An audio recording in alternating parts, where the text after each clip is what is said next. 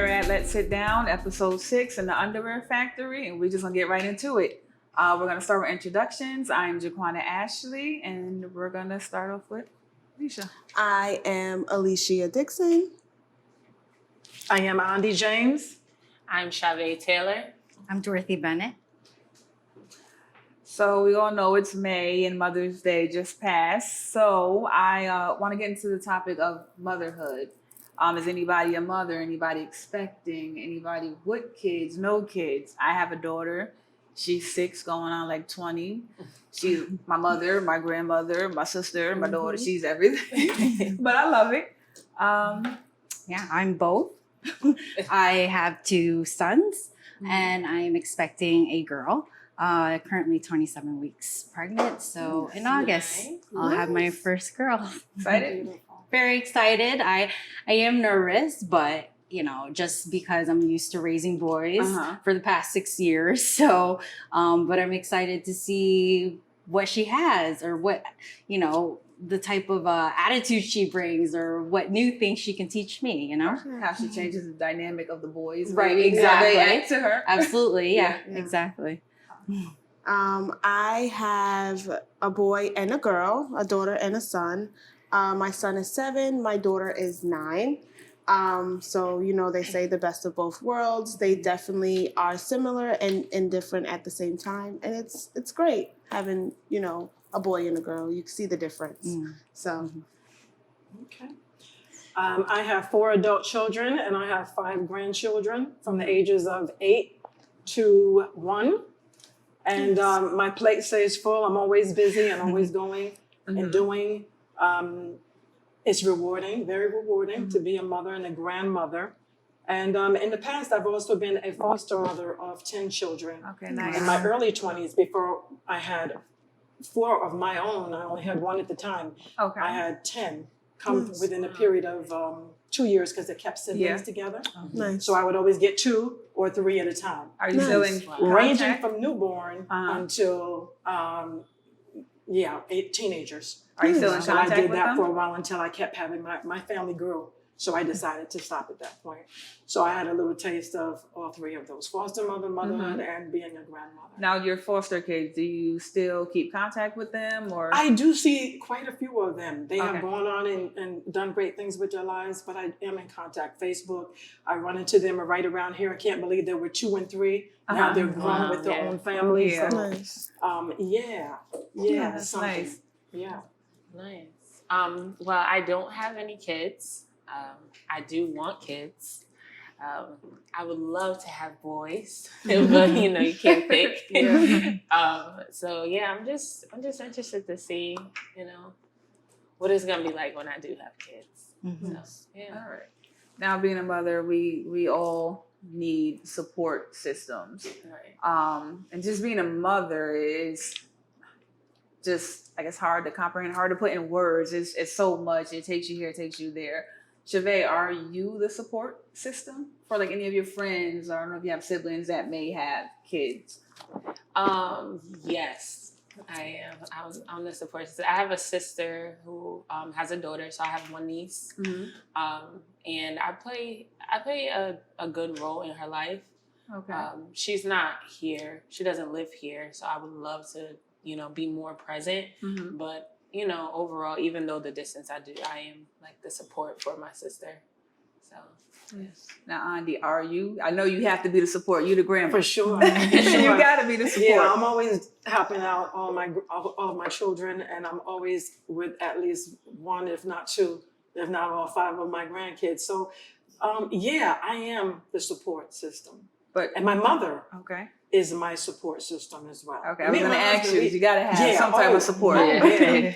And my mother-in-law, she has helped me in the past, and I do have siblings that are right there, influencing them, giving advice. So I do have, a core system. I do. Okay. And it's a strong family net. But it's definitely Support needed. system. For Definitely needed. For sure. That's saying it takes a village. It's definitely true. It does. It's definitely true. Oh, yeah. It does. Yeah. Now, with you having your first girl, you got to have some type of support. Oh, yeah. I mean, I'm one of 3 girls. Okay. So I'm going to be looking to my family for, support on what it took to raise 3 girls, because, like I mentioned before, I had 2 boys. So having 2 boys was the first for my family because we're all girls, so we figured it out together. Yeah. But I'm hoping I can look to them for more of getting an idea of how to raise girls, but yeah, definitely family. Yeah. Absolutely. Is going to be Okay. my number one support. And of course, my husband, we're going to figure it out together. Yeah. I would say for me, my support are my aunts. They're like big. My mom, my grandmother, and definitely my partner, Legente. He holds it down. Mhm. Sometimes I just be like, I don't know. He's like, calm down. Right. We're gonna do this. Right. A, B, C, and D. And I'm like, I don't know. What do I do? But he Yeah. comes in and he just like knocks it out. Yeah. It's good to have support at home and in your household and outside of your household.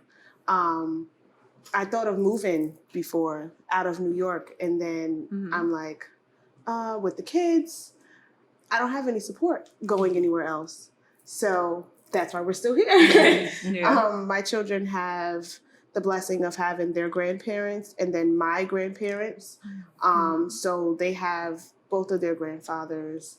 My mother is not here anymore, but they have their father's mother, their father's grandmother. So we have a huge support system here. And it's very important for advice, for even just, if you needed a break or, Which is definitely needed at times. Yeah. It's good to, even if it's not immediate family, it's good to have, friends and people around you when you do have kids. You have to think about that because childcare is helpful, but Expensive. what about the hours? You know what I mean? Yeah. What if you needed to go Very somewhere late at expensive. night? Childcare is not open, so you're Yeah. gonna need someone to call that you can trust, that you feel safe leaving your kids with. So having a support system is very important. That's really big. Yeah. Now, before becoming a mother, what were you guys expecting?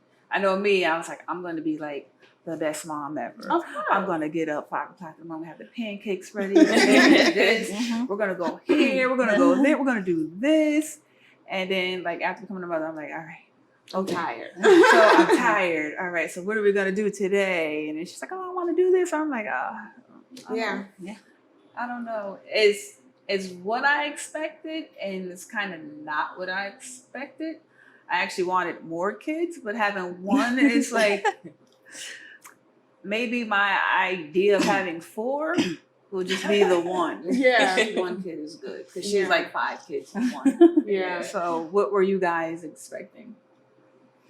I was worried about not being able to live up to expectation of what a mother would be or should be, What's portrayed of a mother. Yes, exactly. But, everybody's different. And as long as you give the children the love and the care that they need, everybody raises their children differently. And as long as the kids are happy, everyone's happy, So I was worried at first that I wouldn't be a mother that I see on television or that, you always hear about, that they're accomplishing so much, but you took it day by day. And as long as you see that the kids are healthy and learning how they should, I'm happy with that. I'm content with that.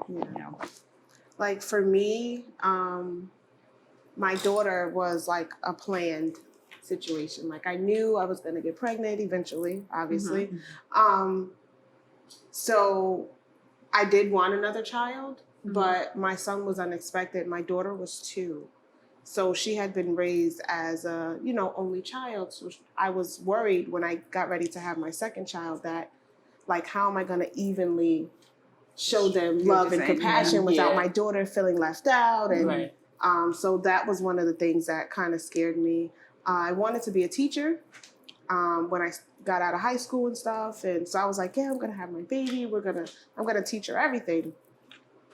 And you still have that, where you teach your children and stuff like that, but there's no rule book for parenting. Yeah, Every child is different.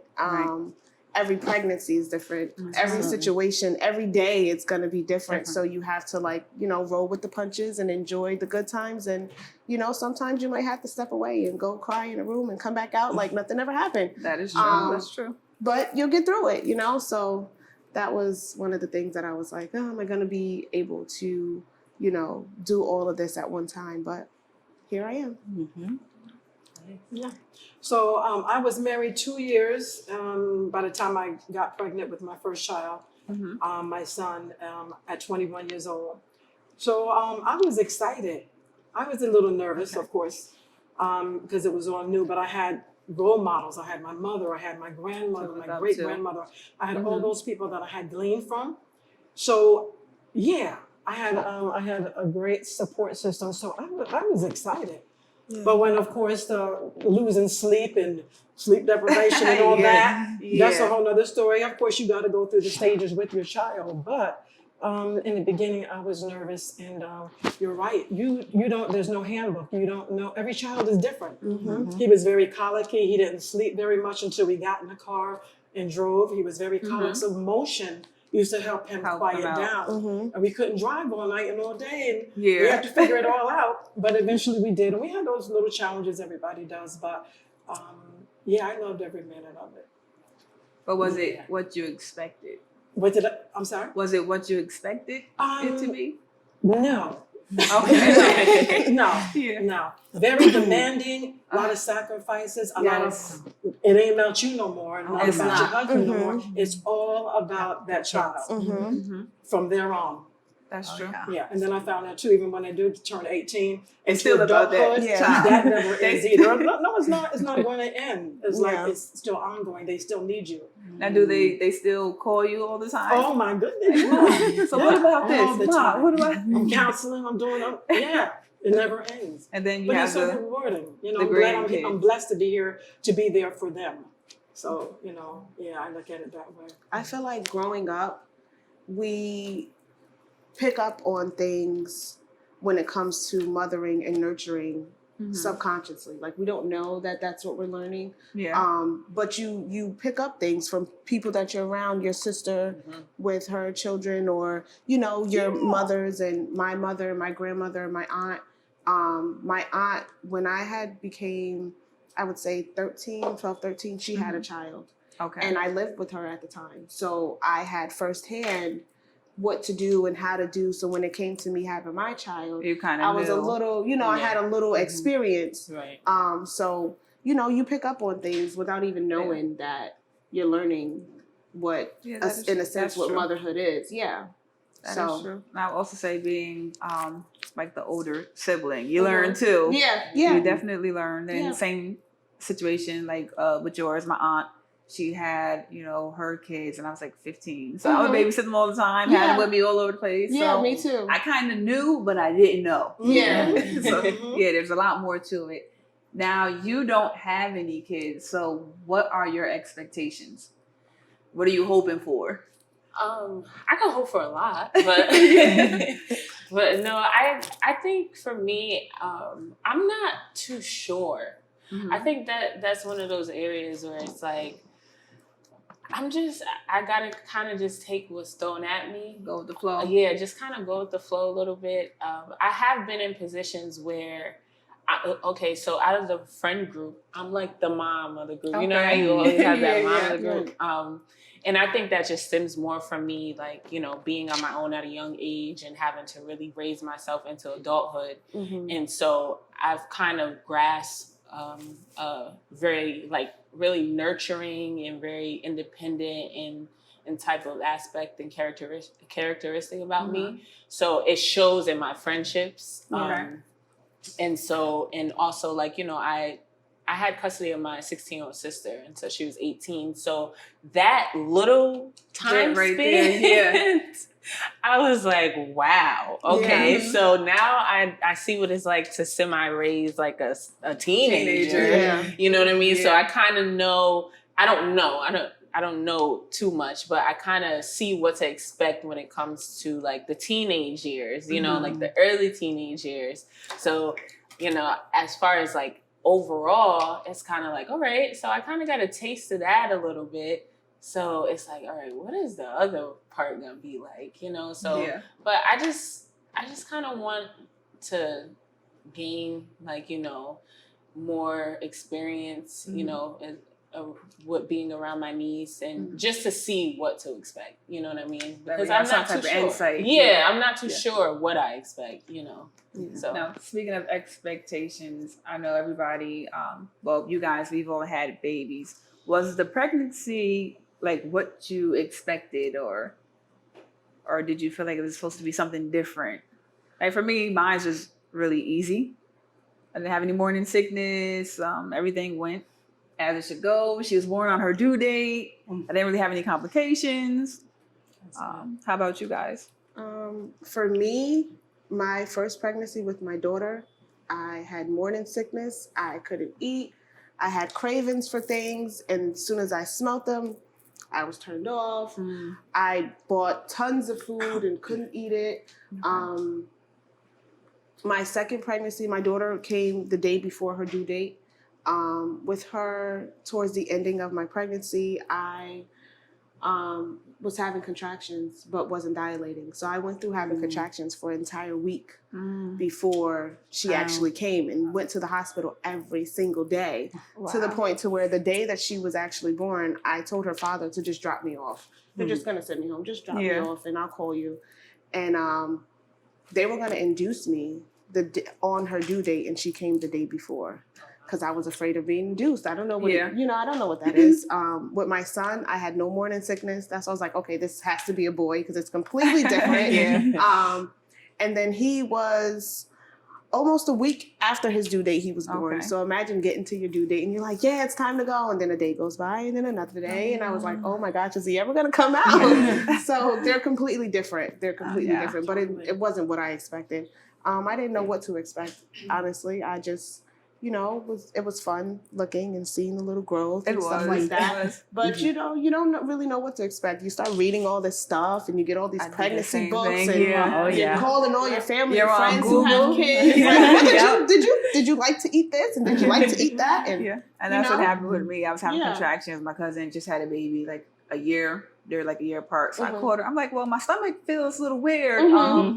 Are these contractions? She's like, girl, yeah, it's time. I'm like, it's time? Like, oh my goodness. At that time, we did not, I don't think we had, something wasn't made. I think it was the crib or something. I was like, okay, we got to get this crib up because it's almost time. I got to go pack my bag. I didn't have my bags packed like I was supposed to. Like they tell you to. I was like, okay, I got to pack my bag. I got to pack her bag. I was like, oh my God, do I have everything? Is this in there? It was fun. It was exciting. But nerve-wracking at the same time. So I'm like, I hope everything goes like it's supposed to go. I remember the drive home from the hospital with my daughter, and I just kept looking in the backseat like, I'm really a mom. Because, like when you're in the hospital, you're kind of, you adjust. You're like, oh my God, my baby's here. This is what I've been waiting for all this time. But you have, they're bringing in the milk. They're bringing in this. They're giving you the, you got all this going on. So when you're driving home, it's like. It's just you. Hello. It hits you. All you. This is you now. It's your turn to shine. And I just kept looking in the back and I was like, oh my God, I'm really a mom. For the first couple of years, I kept saying, I'm really doing this. I'm doing this. This is it right here. I know when I first brought her home, it was just me and her. The guest had just left. And all of a sudden I just started crying. I was like, oh my God. Like, I'm really like just bawling tears. Like, I don't want her to get any bigger and I don't want her to go through this and go through that. And he comes home and he's like, what's wrong with you? I'm like, I'm fine. It's like, I'm fine, but she's going to get older. And what are we going to do? I want him to say this to her. He was like, are you okay? And that's when that support comes in again. But y'all definitely need it. Oh, yeah. All of mine were what you normally go through. Your feet swell, you gain the weight. I didn't have anything complicated so much. I did have very bad morning sickness, kind of pretty much each time. However, I had one stillborn, so that went left. And I was about maybe 7.5 months pregnant at the time. Wow. So I'm not going to get emotional. I'm bringing it up because sometimes, it doesn't go as planned, like what you expect. Yeah. So that was the. It's okay. It's okay.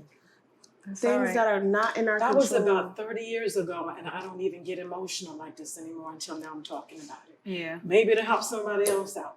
Yeah. But anyhow, Yeah. it was rough, but I got through that, and I have my 4, and they're all a blessing. Yeah. That's beautiful. Now you are actually expecting right now. Yes, expecting every single pregnant. I have to say the first 2 with my boys were very similar. I do have gestational diabetes, so with every single pregnancy. But it's kind of a blessing in disguise because normally women get to see get ultrasounds every couple months.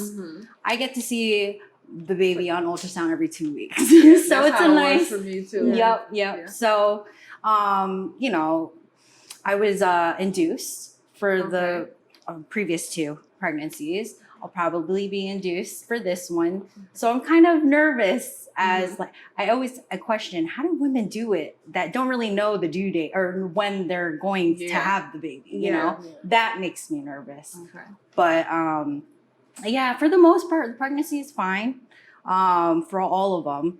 As we all know, the first trimester is always the nervous one. Or eating right, making sure you don't lift anything too heavy. The second one, it's you're coasting. Oh, this is great. Right now, I'm in the third. So right now, my hands are asleep. I have carpal tunnel really bad. So just coasting for the rest of the pregnancy, you know. It could be worse. So I'm grateful for the health that I'm in right now and the health of the baby, of course. But for the most part, every single pregnancy is different, you know. It so is. just taking it and go with the flow. Exactly. Yeah. I would say the difference from like your first child to your second, because you will be having a second one. Oh God. It It better happen soon. I remember I was 7 months pregnant. I worked with my first pregnancy. I was out of work. I had the luxury of not having to work. But my second pregnancy, I worked up until a week before my due date, full time. And I remember I was like 7 months pregnant and it was winter time and I fell outside of my job. Oh my God. I thought, the worst. I'm like rushing to the hospital. Oh my God. Everything was fine. But you do notice like the change from your first pregnancy to your first child to your second child. The first child, don't come over here, don't touch her, don't breathe next to her. You got germs, you got this. The second child, you're like, oh my God, please take them both. And I'm sure that you'll get it together. You can have them. You'll figure it out. So, it's different, You never know what to expect. Right. Yeah.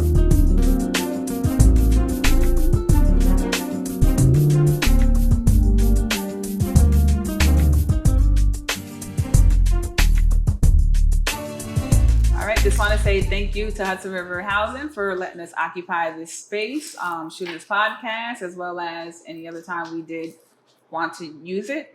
If you want to know more information, you want to check this out, so I'll make sure I get it right. Y'all can check them out at Underwear Factory at hudsonriverhousing.org. All right, so I want to move into another section of motherhood or becoming a mother, being a mother, seeing a mother, just the overall everything. What are the joys and challenges of being a mother? What would you say? Joys and challenging part for sure is, I work full time. Okay. With the pandemic, we were remote. I was remote. I was blessed to have a remote, be able to work remotely. And my son, who's in first grade, was virtual as well. So, a job still needs to get done. But when the first grader's asking, Mommy, what page? What did they say? What do I do now? Or the teacher's not, I can't get on my live meeting. Exactly. I don't know what happened. It's being able to. I don't have an internet connection. Exactly. Yep. While you're working, like, oh, while you're working, while your boss is telling you tasks that need to be done as well, you know. So it's being able to balance definitely keeping your patience, but you know, being supportive of your son, because it was a situation that none of us were used to. You know, it's kind of just going with the flow and trying to figure it out as we go. But we survived. Anyway. Exactly. I think that's what we're all best at, you know. But we figured it out, you know. That's probably one of the biggest challenges I had to face. I agree with you. Oh yeah. I agree. It was not an easy year, but we survived. And I'm actually not really looking forward to going back to the office. So, he actually started going back to school a couple weeks ago, and I miss him. I miss him. I miss having my coworker next to me asking me questions. You know, so you know, but the most rewarding part of being a mother is just seeing how they're growing and what you've done to aid them to get to where they are, and kind of seeing your personality in them, you know. It's definitely rewarding, and seeing how good of a heart they have. Their heart is so pure, and when you see it translated into them when they act around other people, it's amazing. It's a good feeling to have. I'm gonna piggyback off of you. I would say the joy is watching them grow and actually watching them become who they are. It's just like amazing. It's like they'll say one thing to you and you'll be like, "When did you learn this?" Or, what does that word mean? How do you know? Where'd you hear it from? It's just amazing watching the growth and how they help and how they see the world, you know, themselves, from becoming this little baby that you wanted to protect, and no, I don't want nobody to hurt you or do this to you, and now they're just kind of like, no, mommy, I want to do this on my own, and you're like, you don't need mommy anymore. No. I would say that's a joy, and like a challenge, like you said, was the virtual part, the interaction. Mommy, I need this, or I wouldn't say it's like a challenge. It's like the whole, I know a lot of moms mention it's the snack. I need a snack. I want a snack. And I need this and I want to eat. I'm like, you don't eat this much in school. And it's tough for the kids too, because they're not built for looking onto the computer all day. That's right. They need to be hands-on. So true. That's how they learn best, you know? So I was one of the people throughout the pandemic that was working the entire time. My children, like I said, the support system, they were able to have their father present while I was working and vice versa. We kind of switched places in a sense where he would go and I would come in, and we were like, you know, high-fiving on the way out, because that's how much we were switching. So the kids would look at me like, well, you get to go out all the time. And I'm like, if I could stay home, I would. Like, you know, they didn't understand. Well, why did you get to go out? You know, so it was hard for them. But one of the challenges I would say for me with a boy and a girl, similar in age, was playtime. In the house playtime. When we go to the park, it's fine.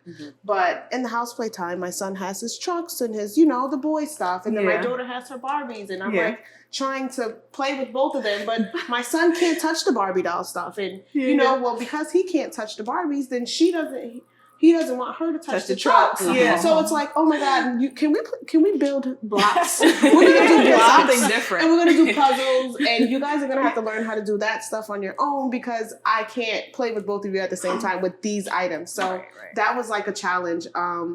Now that they're a little older, they're, you know, they do their own thing. They don't, you know, need me anymore in that sense for playtime.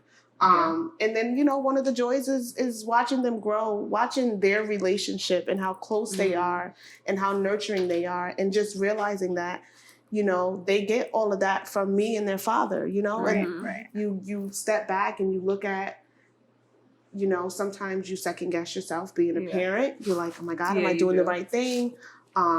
You know, am I teaching them the right things? Should they know more? Should I, you know, whatever. And then you'll have a family member or a friend get your child and they'll bring them back and they're like, oh my God, they're great children.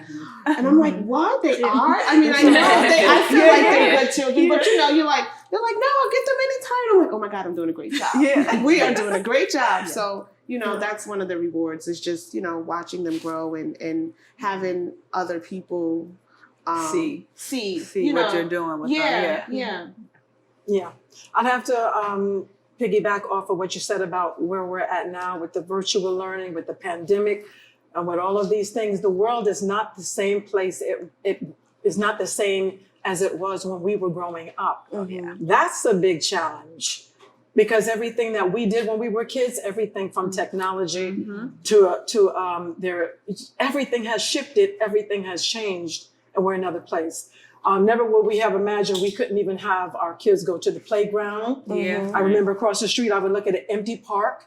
It was like a ghost town. Everything. So it's different trying to explain to them how our world has globally changed. And we still, in the back of our minds, if we're honest with each other, we're still wondering how much, if things go back to, it's never going to go back to the same. Never, first of all. But what I'm saying is that we still haven't, how different is it going to be? Where, you know, where you can be in a room with somebody and you cough or something happens and it can be a life sentence after that. Everything has changed. And it was hard to keep everybody shut down, locked down, and be able to explain what our new world was going to be all about. Especially for the kids. And then you do wonder how, you know, your two boys you had, it was a whole nother world. Now your other child is coming. Now it's a whole nother shift. So we do have that in the back of our mind about this change and how things are going to be with their upbringing. And how we're going to have to teach them a whole new way of life and everything. So I think that's my biggest challenge, how everything changed overnight. Everything changed overnight. There's a lot of anxiety. It's a lot of mental illnesses, all of these things that have been turned up because of how the world has changed around us. And that's one of my challenges for my grandchildren, for my family in general, because everything has changed. We don't just get up and go to the restaurant. You don't just get up and go anywhere without your mask and without all of these guidelines we have to follow now. So things have changed. I agree. I totally agree with you. Now for you, I know you said you raised your sister for 2 years? Yeah. All right, so I'm gonna give this question to you too. The joy and the challenges of, you know, those 2 years of raising a teenager. Well, I would say the challenges I faced was it was interesting with her because I left home at such a young age. Me and her didn't have really a sister dynamic. Like we didn't really have like a close relationship because she moved, you know, out the state. So when she came to me, that was really the first time that we were like really in the same space a lot. Like, you know, older, you know, of course, like younger, we were together, but like older now. She's a teen, I'm 20, you know what I mean? Like I'm 23, 24, you know, so in that aspect, it was like, all right, how do I be your sister and your mother figure? And so that was the most challenging thing, I think, maybe of my life. Because it was like, wow, okay, I'm still your sister. So yeah, you can still come and talk to me, you know, like let's bond. Can we please bond? And, you know, she would just be like, can you stop trying to be like mommy, please? Like, you know, and so it was really hard trying to gain that relationship, like with her as a sister, and let her know, like, you know, I'm your big sister now, like, you know, but I also have to be your mother figure, you know. So it was a lot of butting heads. It was a really tough but really essential lesson that, like, you know, I learned, and I think the joys of that was. Now I'm seeing the joy of it now because she's on her own now. You know, she's 20 now. She's on her own. She, you know, has her own car. Everything's in her name. You know, she's looking for an apartment now, you know, and she has a job that she's maintaining and she's being really responsible. So the joy now is seeing everything that I was trying to instill in her for that little bit of time that I did have. I'm seeing it now, and I'm like, oh, shit, she listening.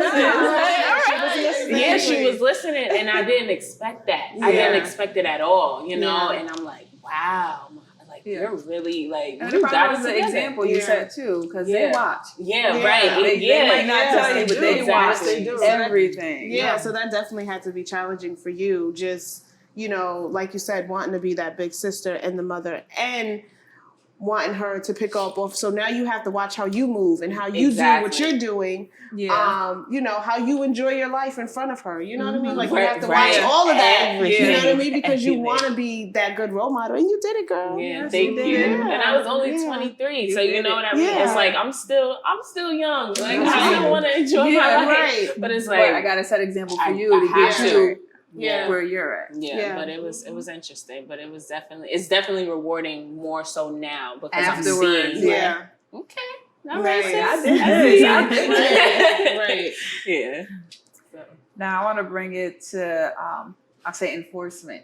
Who is the enforcer? Well, or who was the enforcer for you when you had your kids when they were younger? The enforcer. The enforcer in the household. Like, was it you or was it like your husband? Disciplinarian, you mean? Yes. Oh, I'd have to say it was me. Okay. I'd have to say it was me. He would back me up, but I was right on it because I gave a lot of love, but I Okay. also gave the discipline too. Mhm. Yeah. Because I knew I had to balance the both. If I really loved them, I had to give them both. Yeah. I had to give them both. Okay. My husband always backed me up. Now, sometimes he took charge, but I have to say I was always the one doing the correcting because I would catch something or see something and have to bring it back into where it should be. Right. And it was Yeah. me. It was Okay. me. Yeah. I'll say in my instance it's Legate. He Yeah. does all that. I'm like, I'm gonna get your father. You better stop. I'm calling your father now. No, I'm calling him now. Mm-hmm. Behave or I'm gonna call him. Yeah, I'd have to say in my house, I set the rules, you know, the boundaries at least. But my husband is the enforcer. I'll do the same. Like, Okay. oh, if you don't listen, I'm gonna get dad. I'm gonna Because call him. I'm gonna tell him when he get here. Yep, exactly, and that kind of puts them in line, you know. Yeah. But I set the ground rules at least. Yeah. I'll say that too. Yeah. Yeah. Hoping that they follow. Right. And when Right. you don't, that's when you call the backup. Exactly. That's when the enforcer comes in. Yep. I'm gonna Yep. get him. And he gonna get you. For me, I would say now, I would say it's like both of us. We Okay. kind of, you know, piggyback off of each other. Okay. We have to have talks about the kids without the kids. Mhm. Like, okay, they did this, you know, we should do this. We have to, Mhm. you know, because they will, with having both parents in the house and them being a little witty, Mhm. you know, well, dad said, or Oh, mom right. said, or, you Yeah. know, so we have to, but when they were younger, I would say it was me because he, you know, he's the cool dad, you know? Yeah. And I'm like, no, they can't have this. They can't do that. They can't do this. We got to do it like this. So I would Mhm. say it was me when they were younger, but now it's like, it's like both of us. We kind of Okay. balance it out. That's good. Yeah. Now, Sheree, for you, who was the enforcer when you were growing up? Well, my mom was a single mom. Okay. So, you know, it was like my dad was there, you know, on and off. It got to a certain age where I started seeing him more. Okay. So in that aspect, I was more scared of my dad. Okay. But I was really good though. But that's Yeah. probably why I was good because I was You were scared. Yeah. I was scared of my dad. But overall, you know, I think my mom played that role, you know, because she was a single mom for Okay. up until, you know, I left Now, home. did she have like a support, like maybe like an aunt or a friend that, you know, you didn't want her to call at times? Yeah, well, okay. Yeah, I would Okay. say, yeah, like my mom's maybe like some of her friends that I'll be like, oh, I do not want her to like tell her what happened, or I Yeah. do not want her to call her, you know, because I don't feel like hearing it, you know. Mhm. So she had like her friends, Okay. and sometimes, yeah. All right. Yeah, like me, growing up, I didn't have any male figures like that. Okay. My family, we're very close now. I do have a huge family, but my immediate family is my mother. It was my mother, my grandmother, my aunt. Mm-hmm. They all raised me. So, Okay. with that, it was like my grandmother was the enforcer because she was over my mom, and then my mom and my aunt. Mhm. So, my children have a different dynamic than I did, and I'm happy Okay. for that because they have a male figure. Because I Yeah, didn't. yeah. My father, for most of my life, he lived in another state, so he wasn't there. I mean, he's there now. He's great with my kids, but growing up, it was all women. So that's probably why in the beginning of my children's lives, I was like, I'm a strong black woman, I got this. So yeah. Because these 3 women, they taught me all of this. So Right. yeah, so different dynamics now. Okay. Now to bring it back to mothers, what qualities do you think a mother should have? Like for me, I would say definitely patience. Oh, You need that patience. First one. You need Yeah. that patience, and then just the ability to give unconditional love. Yes. Because they're not always going to do what you tell them to do. That's right. And when you tell them to do something, they ain't going to do it your way. I've learned that. That's right. So yeah, I would say those are important for me. Nice. And what would you say? I definitely patience, like you said. That's a must Mhm. when you're a mother. Compassion. You have to be able to support them through anything, even if it's something you don't necessarily agree with. You have to be able to be accommodating, meet them halfway, show them, what's good or why you think it would be good versus why you don't really agree with it, but meet them halfway, that's it that's what I could think of right now. I'm sure there's more, but yeah, I definitely have the love for them. Absolutely. Unconditional love. Yeah, patience, long suffering. Means that it's going to stretch you. The patience is going to stretch you. Yeah. And sometimes it's going to be uncomfortable. Sometimes it's going to hurt. Sometimes you're going to be frustrated. But that's where the unconditional love kicks in. Boom. Yeah. And then your love for the child is going to be far outweigh whatever it is that you're going through or whatever it is that you have to contend with. So patience, long suffering, resilience, determination, and unconditional love. Yeah, for me, I with your question, I thought about this. When you have children, you want to be their friend because you want them to talk to you. You want them to open up to you. Yeah. But you have to be their parent too. And a lot of young mothers, you want your child to be cool with you. This is my best friend and this is that. And you have to, remember that you're their parent too, Right. So I saw this thing and it was saying, and it's something that I started saying, it's either them crying now because they're upset that I'm making or deciding the choices for them, or me crying later that I didn't make those choices for them. And I'm like, how do I get my teenager back? Or, how do I get them back? So that's kind of where my parenting goes from. It's either you cry and be upset now because you don't understand, or me crying and upset later because now there's nothing I can do. Right. Yeah. So That's good. Now, Shavay, from the mothers you have been around and your experience and kind of stepping in as a mother, what qualities do you think a mother should have?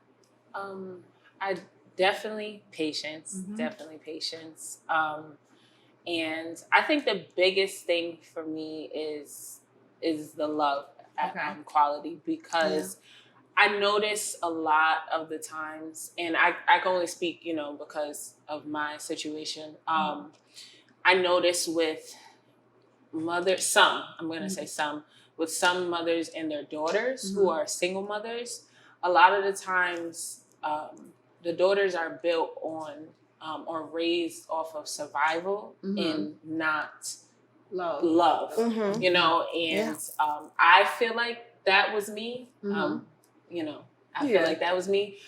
So me and my mom have had conversations, recently, and really open with each other. And, we spoke about, and she spoke to me and she was just like, I realized that I was just trying to do my best as a mother to make sure that you had everything you needed. And I didn't pay too much attention to how you felt. Emotions, What were you feeling today? If you came home with a different attitude, Yeah. what really happened, but I was doing everything I could as a mother to make sure that you had everything you need, to make sure that you had a roof over your head, to make sure you had clothes, to make sure you had something to eat, Yeah. and so I think my biggest one is, with just having those conversations with my mother now, when I have my own kids, is to make sure that my kids are raised off of unconditional love, along with, the survival aspect, of course. Yeah, so you definitely need that balance. Yeah, but I think that's a really, really important one for me, at least. Yeah. So now we're getting to that point where it's the last question, which would be, what would be the message you would give to yourself or say to yourself advice before you had a child? Like, what would be a message to yourself? Like, mine's would probably be, just do your best. There's no manual, there's no rule book. Just do your best. And if you get down, pick yourself up and try to instill in them what you didn't have. Try to, teach them the right way. Try to teach them to be efficient and be able to survive on their own, while giving them that love. And you're not always going to do the right thing. Right. Yeah. You're not always going to do that. But try your best. And go with the flow. Yeah. Definitely go with the flow. Yeah. Oh yeah. Take it day by day, like you said, there's no rule book. Give yourself more credit when it's due, and just take it day by day. There's really nothing that happens that you planned for. So and it's just being able to raise them to be beautiful human beings, at the end of the day. So that's what's most important. Andy? Yeah, if I were to, I would have to say the same thing. Give it your best, give it your all. Keep in mind that it is your legacy. When you have children, it is your legacy. And that it is a sacrifice, it's a labor of love, but it is also rewarding. And it's your legacy. It is. It's your legacy. Yeah. And you get to build it. Yeah. Alicia? Piggybacking off of what you guys said, which I definitely agree with, I, from my own experience, took being a mother so serious that I left me out. Okay. So I would say to myself from the beginning to just remember that I have cares and needs and wants That's a good too. one. That is a good one. Because, when you giving all the love and all the nurturing and all of that, you leave yourself out. Now, do you know what you like anymore? What do you like to do? You don't know because you're so That is focused on true. taking the kids to the park. That is true. So that's what I would say to myself back then, because that's what I'm saying to myself right now. Yeah, because you get that downtime when you don't have the kids and you're like, okay, so what do I want? Yeah, like, what am I going to do? I don't even know. Right. Yeah. I don't know what to do with me anymore because I've been so all about them. So, like I said, I would say that to new mothers beginning and people who have been mothers forever. Just remember yourself, and it's okay to not be okay sometimes. Yeah.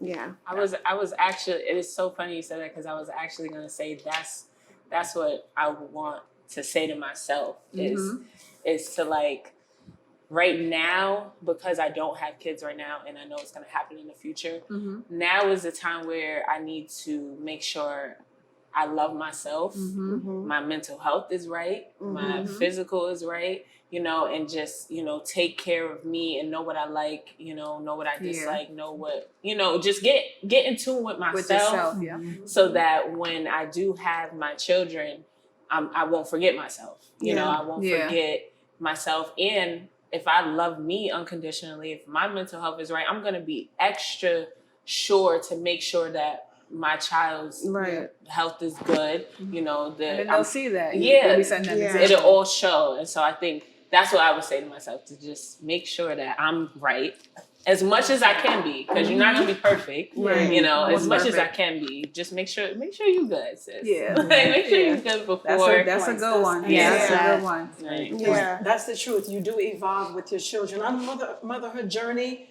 you can lose yourself. That's excellent. Yeah. Going in, I Yeah. would have to absolutely make sure I tell them to, as your children grow, as they go through their stages, so are you. Yeah. So is your marriage. So is your other relationships with other people. Right. But you gotta still take care of you. Right. I used You to have do. a bad habit of that. Sacrifice and give till you leave you out. Yeah. So I would have to say, so that you don't have no regrets. Right. Make sure you Yeah. still take care of yourself, mental Yes. health, Right. your body, your Yes. just you Right. being Yeah. able to take care of yourself, and then you'll be that much more able to take care of your children. And as you go through those times where, you know, you feel like you're not in control, you don't know what's going or what's coming or whatever, just don't beat yourself up about it. Because it will happen. Because it'll happen. It will. It'll That's right. happen. That's You right. know, you go through your emotions, you cry it out, you know, walk off or whatever you do that helps you get into a good, peaceful place, and you know, move on from there. Because there are going to be Absolutely. challenges. Yeah, definitely. There are going to be challenges. It's okay to have a you day. Yeah. You know, Yeah. pamper Oh, yeah, that's a good- yourself. yeah, that's a You good know, it's okay that there's a sink full of dishes, or that the laundry needs to be Yeah. done. I'm gonna go shopping today, or I'm gonna go to the spa, or you I'm know, not cooking today. or I'm not cooking. I'll order out. Yeah, it's okay. Yeah. Don't put that guilt trip on Because yourself. we It's- definitely try to be perfect in so many Oh, ways. yeah. You know, Oh, we want to yeah. have everything taken That's care it, of and yeah. do all of There's this, no and perfection. that's the leaving you out part. Because you Yes. know that you're tired. Right. Yeah. You're exhausted, but you know what? I got to do this. I got to pack that. Yep. I got to fix this. Right. And you Right. know, so you got to make that time for Oh, yourself. absolutely. Because you're no Yes. good to no one if you're not good to yourself. You That's know? right. That's Yes. it. Definitely. That's it right I want to there. say thank you to you ladies for coming out. Everybody looked amazing. Thank you for dropping Thank the you. jewels. Thank I you. learned a few things. Thank you, Yeah. Andy. Definitely. Also Yeah. want to say thank you to Hudson River Housing for allowing us to use the Underwear Factory to shoot this podcast. And that's pretty much it. Episode 6, CM2 signing out.